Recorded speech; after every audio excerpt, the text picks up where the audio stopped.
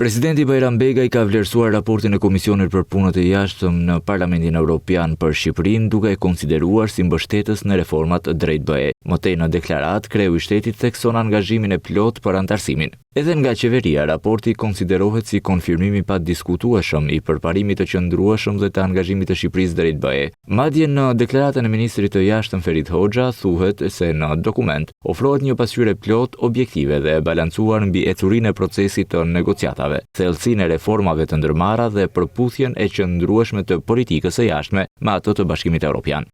Ashtu si në dokumentet më të fundit të institucioneve evropiane, Shqipëria vlerësohet si ndër vendet pararojnë në procesin e zgjerimit. Rezoluta vlerëson gjithashtu ambicjet e Shqipërisë për të përmbyllur negociata deri në vitin 2027, duke reflektuar një mirëkuptim të përbashkët se vendi ynë ka hyrë në një fazë vendimtare të procesit të antarësimit. Rezoluta identifikon natyrshëm edhe fusha dhe aspekte ku kërkohen përpjekje të mëtejshme, të cilat janë pjesë e vetë procesit të zhvillimit të vendit dhe procesit të negociatave.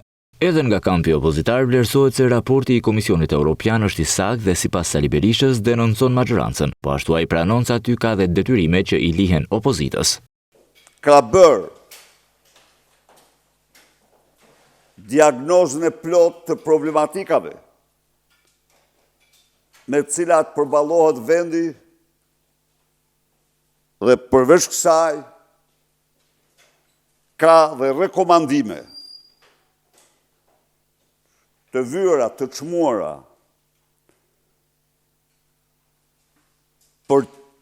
për narkoqeverinë, natyrisht, por ka dhe rekomandime për opozitën.